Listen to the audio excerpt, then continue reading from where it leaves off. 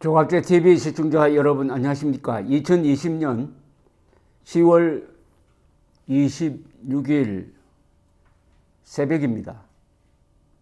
41년 전 오늘, 즉 1979년 10월 26일 저녁 7시 45분경 김재규의 총탄을 가슴으로 받은 박정희 대통령은 비명도 지르지 않고 옆으로 쓰러졌는데, 시중 들던 두 여인이 등판을 손으로 눌렀습니다.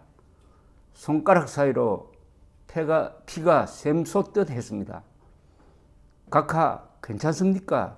라고 물었습니다. 응, 난 괜찮아. 이게 고인이 이승에 남긴 마지막 말이 되었습니다. 그 순간의 박정희에 대하여 신재순 씨는 체념한 듯 해탈한 듯 하였다고 표현했습니다. 난 괜찮으니 자네들은 피하게라는 뜻이었다고 했습니다. 가슴을 관통당하고도 담담하게 난 괜찮아 라고 말하였던 박정희 대통령은 가장 위대한 세대의 대표 선수였습니다. 인간으로서 감내하기 힘든 모진 고통을 겪으면서도 입버릇처럼 난 괜찮으니 너희들은 열심히 살라면서 가족을 위하여, 나라를 위하여 자신을 희생하였던 1910년대, 20년대, 30년대생은 우리 역사 속에서 가장 위대한 세대로 기록될 것입니다. 그해 11월 3일 거행된 국장에서 국립교향악단은 리하르트 슈트라우스가 작곡한 교향시 짜라투스트라는 이렇게 말하였다를 연주하였습니다. 니체가 쓴 동명의 책 서문을 음악화한 것인데, 니체는 짜라투스트라, 즉 초인을 이렇게 정의하였습니다. 더러운 강물을 들여 마셔 바다와 같은 새로운 세상을 만들어내면서도 끝까지 자신은 순수한 영혼을 잃지 않는 사람. 그렇습니다. 질풍오도의 시대를 헤쳐가면서 청탁을 같이 들이마셨지만 최후까지 영혼이 순수하였던 사람. 맥기가 벗겨진 넥타이 핀과 해진 혁대와 낡은 세이코 시계를 차고 있어 시신을 거만한 군의관조차도 꾸맨들 각하라고 생각하지 못하였던 인간 박정희. 그가 초인이었습니다. 나폴레옹이나 알렉산더 같은 정광석화의 천재가 아니라 부끄럼 타는 눈물 많은 초인이었습니다. 조국 근대화와 민족 중흥의 역사적 사명을 자신의 운명으로 받아들이고 거기에 모든 것을 던졌던 박정희의 모습은, 그 마지막 모습은 우리 민족사에 남을 만한 남자의 미학, 그 현장이기도 하였습니다. 지난 41년간 나쁜 사람들이 박정희라는 큰 나무를 찍고 깎아내리려 발버둥쳤지만 그럴수록 나무는 더 커졌고 이제 그 큰 그늘이 대한민국과 세계를 덮고 있습니다. 코로나 사태를 문재인 정권이 이렇게 잘 극복할 수 있었던 그 힘도 박정희가 만든 세계 최고의 의료보험과 의료체제, 그리고 중화공업체제, 그리고 메르스 사태를 교훈 삼아 질병관리 기능을 강화했던 박근혜, 두 사람 덕분이라고 할 수 있습니다. 다만 문재인 씨가 두 사람의 공을 이야기하지 않을 뿐입니다. 박정희 대통령에게는 대한민국 국토 전체가 기념관이고 그를 기억하는 국민들 모두가 살아있는 기록관이므로 지금 저들이 박정희 대통령 탄생 100주년에는 기념 우표도 만들지 못하게 하고 민간인들이 돈을 들여서 만든 동상도 그 기념관에 세우지 못하게 하였지만은 박정희를 파묻으려고 구덩이를 깊게 깊게 팔수록 종국엔 자신들이 그 구덩이에 파묻히게 될 것입니다. 박정희는 이승만과 함께 20세기의 가장 위대한 문명 건설의 챔피언이었습니다. 박정희 위대성은 최악의 조건에서 최단 시간에 최대한의 업적을 도출하는 과정에서 최소한의 인명희생을 치렀다는 점입니다. 동족 500만 명을 죽이고도 아직 이 밥에 고깃국 타령을 하는 김일성 세력과 비교하면 악마와 천사의 대조일 것입니다.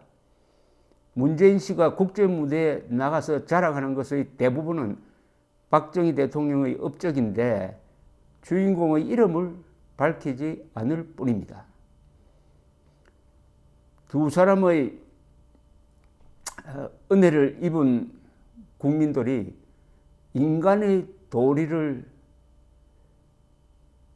다하기 위해서 오늘 10월 26일 가슴에 손을 얹고 한번 자신과 이웃과 이 나라를 뒤돌아보면서 하나의 질문을 던져보시기를 바랍니다.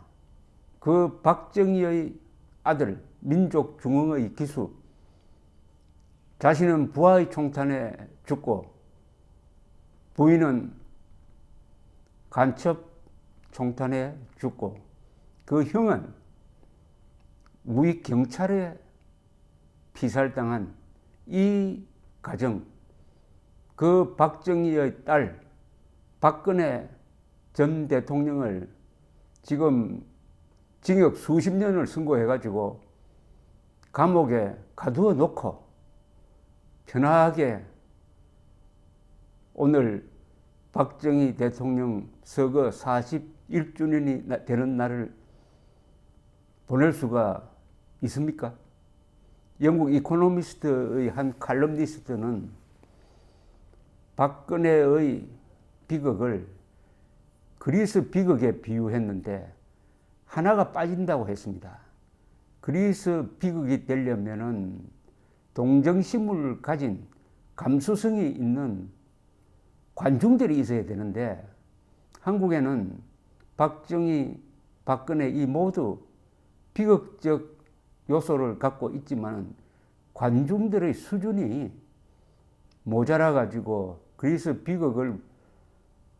비극에 비유할 수 없다는 이야기를 한 것을 기억합니다. 박정희의 딸을 우리 정권이 또 이 정권을 만들어낸 우리 국민이 이렇게 대우할 수가 있느냐? 그 배은망덕의 결과가 대한민국의 망국으로 귀결되지 않기를 바랄 뿐입니다.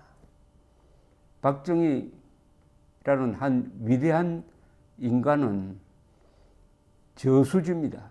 이 저수지에서 물을 뽑아서 공장도 돌리고 학교도 돌리고 농사도 짓고 우리의 정신교양을 풍성하게 할 수 있습니다. 거대한 저수지가 있는데 그 물을 쓰지 않는다면은 그 죄과는 후대가 질 수밖에 없을 것입니다. 다만 기대하는 것은 대한민국의 설계자 이승만, 대한민국의 시공자 박정희 두 사람이 만든 이 근사한 대한민국, 아름다운 대한민국, 그들이 누리는 문명의 혜택, 이 문명, 법치, 경제, 군대, 그리고 교육, 각종 제도, 이 문명의 반격이 일어나서 반문명 세력, 야만 세력, 쉽게 말하면 한반도의 김일성 세력을 몰아내는 과업에 우리 국민이 뛰어들어서 이승만, 박정희의 노선을 단절시키지 않고 이어가도록 다짐하는 박정희 대통령 서거 1주년의 날이 되었으면 하는 것이 저의 바람입니다.